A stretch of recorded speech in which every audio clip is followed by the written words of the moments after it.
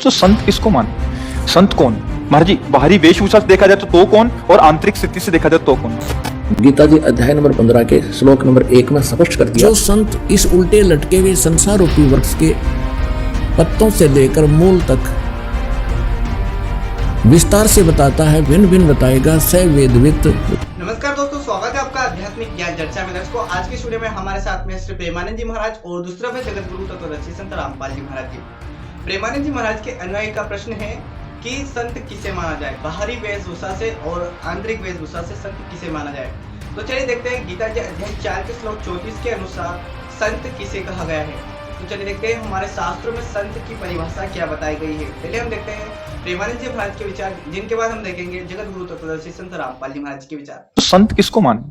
संत कौन? महाराज जी, बाहरी वेशभूषा से देखा जाए तो कौन, और आंतरिक स्थिति से देखा जाए तो कौन? महाराज जी, सबसे पहली बात है, तीन का जो विजयी होता है उसे साधु कहते हैं। सब पूरे शास्त्र के हम सार बात बता देते हैं। जो शास्त्रीय भाषा में कहते हैं पुत्रैषणा, वित्तैषणा और लोकैषणा, और शाब्दिक भाषा में कहते हैं कंचन, कामिनी और कीर्ति। जो काम पर विजय प्राप्त किए हैं और जो धन पर विजय प्राप्त किए हैं, धन पर विजय प्राप्त मतलब धन की आशा का त्याग किए हुए हैं, और जो मान कीर्ति की वृत्ति का त्याग किए हुए, उसे ही महात्मा कहते हैं, उसे ही महापुरुष कहते हैं। जो मदन, मद, मोह, मत्सर, इन पर विजय प्राप्त। महाराज जी, ये तो आंतरिक स्थिति हो गई। अभी हम जो संसार में सामान्य जीवन, आंतरिक स्थिति का ही बाहर प्रकाश होता है, यह बात समझ लो। घर में दीपक जलेगा तो खिड़की से बाहर से रोशनी पता चल जाएगी अंधेरा है कि प्रकाश है। व्यवहार में पता चल जाएगा। ड्रामेबाजी का व्यवहार अलग होता है, समझ रहे हो। अगर हम रुपया लेंगे ना तो तुम्हारे दिमाग नहीं बदल सकते, ध्यान रखना। जैसे कि दोस्तों अभी आप देख रहे थे श्री प्रेमानंद जी महाराज के विचार। प्रेमानंद जी महाराज का कहना है कि जो तीन पर विजय पा लेते हैं, लोभ, क्रोध, मोह, वो संत होते हैं, वही सच्चा संत होता है। तो चलिए देखते हैं कि हमारे शास्त्रों, वेदों और पुराणों में क्या लिखा है कि वह बाखबर कौन है, वह इल्म वाला कौन है, वह तत्वदर्शी संत कौन है, हम संत किसे माने। तो चलिए देखते हैं जगत गुरु तत्वदर्शी संत रामपाल जी महाराज जी के विचार। तो गीता अध्याय नंबर 4 के श्लोक नंबर 32 में तो स्पष्ट कर दिया कि सच्चिदानंद घन ब्रह्म ने अपने मुख कमल से जो ज्ञान दिया वो यथार्थ ज्ञान है, उसको तत्व ज्ञान कहते हैं। चौथे अध्याय के 34वें श्लोक में कहा कि उस तत्व ज्ञान को तू तत्वदर्शी संतों के पास जाकर समझ।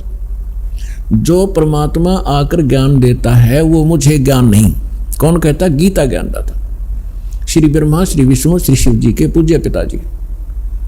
और उस ज्ञान को किसी तत्वदर्शी संत से पूछो तो इससे सिद्ध है कि वो वेद ज्ञान से भी भिन्न ज्ञान है और गीता के ज्ञान से भी वो भिन्न है। नहीं तो गीता जी में एक अध्याय और लिख देता हो कि ये है वह तत्व ज्ञान, 19वां अध्याय और बना देते। नहीं, उनको पता नहीं। तो उसको तत्वदर्शी संत ही बताते हैं। अब तत्वदर्शी संत की पहचान बताई है 15वें अध्याय के प्रथम मंत्र में श्रीमद् भगवत गीता में, कि जो संत इस उल्टे लटके हुए संसार रूपी वृक्ष के पत्तों से लेकर मूल तक विस्तार से बताता है, भिन्न भिन्न बताएगा स वेदवित, वो तत्वदर्शी संत है। वह वेद के तात्पर्य को जानने वाला है। तो परमेश्वर स्वयं आते हैं, जैसे अभी आपको बताया कि सच्चिदानंद घन ब्रह्म यानी पूर्ण परमात्मा अपने मुख कमल से ही यथार्थ ज्ञान बताते हैं। उन्होंने 600 वर्ष पहले यह ज्ञान कहा था कि अक्षर पुरुष एक पेड़ है। जैसे आपको बहुत बार पेड़ का चित्र दिखाया है, संसार रूपी वृक्ष का, जो जमीन से बाहर दिखाई देता उसको वृक्ष बोलते हैं, पेड़ बोलते हैं। तो परमात्मा ने स्वयं आकर इस संसार रूपी वृक्ष के विषय में जानकारी दी थी, क्योंकि वो सृष्टि रचनहार है। 600 वर्ष पहले जिनको अज्ञानी और अशिक्षित कहा जाता था, दुल्हा धाणक एक शूद्र नाम से पुकारा जाता था, वो परम पिता थे, वो परम अक्षर ब्रह्म थे। हमारी बुद्धि बालकों वाली है, हम भगवान को समझ नहीं पाए। और विशेष रोल रहा हमारे धर्म गुरुओं का, जिन्होंने हमारे अंदर आंखों में अज्ञानता का मोतिया बंद कर दिया था। उस समय 600 वर्ष पहले परमात्मा कबीर जी ने कहा था कि अक्षर पुरुष एक पेड़ है, सरपुरुष वाकी डार, सरपुरुष कहो ज्योत निरंजन कहो, और तीनों देवा शाखा हैं, ये पात्र रूप संसार है।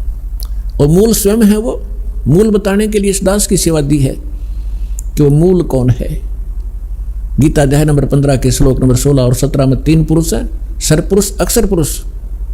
और 17वें श्लोक में कहा कि उत्तम पुरुषत्व अन्य परमात्मा इति उदाहरत है, यह लोकतरम अविश्य विवर्ती अवैश्वर है, वो परम अक्षर ब्रह्म है। और वही तीनों लोकों में प्रवेश करके सबका धारण पोषण करता है, वो वास्तव में अविनाशी भगवान है। तो कहने का तात्पर्य यह है कि फिर तत्वदर्शी संत की पहचान क्या है? प्रथम पहचान तो ये है कि सतगुरु के लक्षण कहूँ मधुरे बैन विनोद, 4 वेद 6 शास्त्र वो कहे 18 बोध। यानी वो परमात्मा का जो कृपा पात्र होगा वही सतगुरु होते हैं और वही तत्वदर्शी संत होते हैं, और वो सभी सदग्रंथों के यथार्थ ज्ञान से युक्त होते हैं। तो परमात्मा तो सारे सब कुछ जानकार हैं, सर्वज्ञ हैं, और फिर इस दास को वो ज्ञान युक्त बनाकर आप पुण्यात्माओं पर मेहर की परमेश्वर ने। अब जो प्रसंग चल रहा है, तो इन ऋषि महर्षियों ने वो तत्वदर्शी संत सतगुरु नहीं मिले, और इन्होंने स्वयं निष्कर्ष निकाल लिया कि ओम नाम का जाप सबसे उत्तम है और यही परम मंत्र है। इन्होंने आसी को बरवाला मान लिया और बोर्ड के पास बैठ गए। आगे नहीं पड़ा कि 30 किलोमीटर और है आगे वो है वस्तु जहां सत्संग होता है। अब दया करी है दाता ने इस दास के ऊपर कि 30 किलोमीटर आगे ये रास्ता है और वहां ऐसी सुविधाएं प्राप्त हैं, ऐसा ज्ञान प्राप्त है। तो क्या है वो? तो इन ऋषियों को ज्ञान हुआ नहीं। शुनक जैसे ऋषि, वो महापुरुष परमात्मा पाने के लिए तड़प उठे। उनको ये ज्ञान हो गया कि इन देवी देवताओं की पूजा से कोई बनने वाला नहीं है, और उनको ये ज्ञान हो गया कि पूर्ण परमात्मा से ही पूर्ण मोक्ष होगा। उनका दुर्भाग्य था कि उनको तत्वदर्शी संत ना मिलने से उन्होंने ब्रह्म को और उसके ओम नाम को सुप्रीम गॉड मान लिया और श्रेष्ठ परम मंत्र मान लिया। ओम नाम का जाप, वेदों के अंदर ओम नाम के अतिरिक्त कोई मंत्र नहीं है। श्रीमद् भगवत गीता में भी ओम के अतिरिक्त कोई मंत्र नहीं है। जितने भी ये पुराण हैं ये गॉड गिवन नहीं है, ये ऋषि महर्षियों के अपने अनुभव हैं। जैसा उन्होंने परमात्मा को जाना, जैसे उन्होंने डले डोए, वो अनुभव उसमें लिख रखा है। लेकिन जो वेद से नहीं मेल खाता वो व्यर्थ है। ओम नाम के अतिरिक्त कोई मंत्र किसी भी जाप उसमें सदग्रंथों में नहीं है, और उसके अतिरिक्त किसी पुराणों के अंदर कोई अन्य मंत्र हैं तो वो यदि वेद से मेल नहीं खाते हैं तो हमें वो हानिकारक हैं। वो अनुपासना है, वो शास्त्र विधि को त्याग कर मनमाना आचरण होता है, जो गीता अध्याय नंबर 16 के श्लोक नंबर 23 और 24 में मना किया है कि जो शास्त्र विधि को त्याग कर मनमाना आचरण करते हैं उनको न तो कोई सुख होता है, ना कोई उनकी कोई सिद्धि प्राप्त होती है, और न ही उनकी परम गति होती है, अर्थात यूजलेस। इससे तेरे लिए अर्जुन कर्तव्य और अकर्तव्य की व्यवस्था में 24वें श्लोक में कहा, 16वें अध्याय के कर्तव्य और अकर्तव्य की व्यवस्था में अर्जुन शास्त्र ही प्रमाण है, किसी व्यक्ति विशेष के कहने से भ्रमित ना होना।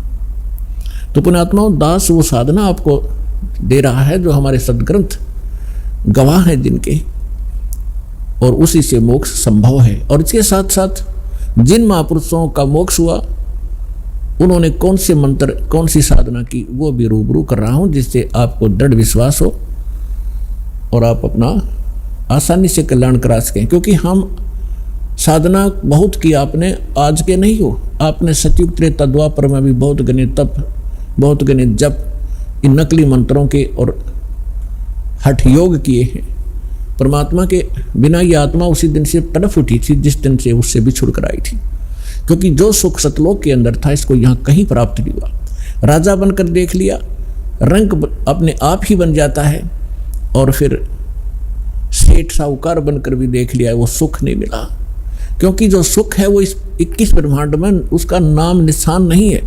जिस सुख की हम खोज कर रहे हैं वो सुख वहां मिलेगा जहां वो सुख है, सतलोक के अंदर। अब कोई खल की बोरी में अरखांड का टेस्ट ढूंढ रहा है तो चेक आखिरी तक खोज लिया, उसकी तली तक भी खड़ ही मिलेगी। इसी प्रकार बोरी, जो खांड की बोरी, बूरा की बोरी के अंदर आप पहुंचोगे तो कहीं से भी निकाल लेना, मीठी ही मीठी होगी। इसी प्रकार सतलोक एक सुख सागर है, जहां आप पहले रहा करते थे। वहाँ मृत्यु नहीं, वहाँ वृद्ध अवस्था नहीं, वो जंत्र नाड़ी तंत्र से बना हुआ वहाँ का शरीर नहीं, बहुत सुंदर एक तत्व से बना हुआ नूरी शरीर आपका होगा। सदा युवा रहोगे, मृत्यु नहीं होती, परिवार ज्यों का त्यों होगा। उसकी डुप्लीकेट ज्यों की तो नकल है ये सृष्टि यहाँ की, लेकिन ये मिट्टी से बने हुए खिलौने हैं। वो अदर अमर शरीर प्राप्त होंगे आपको, और आप ऐसे ही प्राप्त थे पहले, अपनी गलती से हम यहाँ फंस गए। अब आपको पता चलेगा कि हम कैसे फंसे। जैसे सृष्टि रचना में दास आपको सुनाता है, जो परमेश्वर ने स्वयं आकर हमें यहाँ सुनाई और बताई। जैसा कि दोस्तों अभी आप देख रहे थे जगत गुरु तत्वदर्शी संत रामपाल जी महाराज जी के विचार। संत रामपाल जी महाराज का कहना है कि गीता जी अध्याय 4 के श्लोक 34 में तत्वदर्शी संत से उपदेश लेने के लिए कहा गया है, लेकिन गीता जी अध्याय 15 के श्लोक 1 से 4 में तत्वदर्शी संत या बाखबर या इल्म वाले की पहचान बताई है, जो उल्टे लटके हुए वृक्ष रूपी संसार को जड़ से लेकर पत्ते तक समझा देगा, वही वेदविद यानी तत्वदर्शी संत होगा। दोस्तों वीडियो अगर आपको अच्छी लगी हो तो ऐसे ही और वीडियो देखने के लिए आप हमारे चैनल को सब्सक्राइब कर सकते हैं। मिलते हैं एक और आध्यात्मिक ज्ञान चर्चा में। आज के लिए बस इतना ही।